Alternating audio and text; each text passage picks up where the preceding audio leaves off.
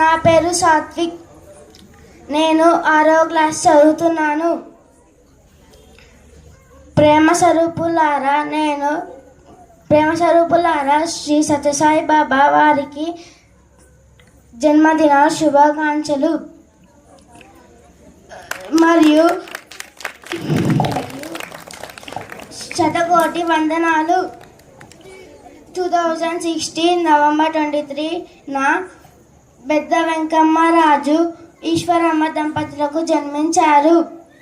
అనంతపురం జిల్లాలోని పుట్టపర్తి గ్రామంలో జన్మించారు. శ్రీ సత్యసాయి బాబా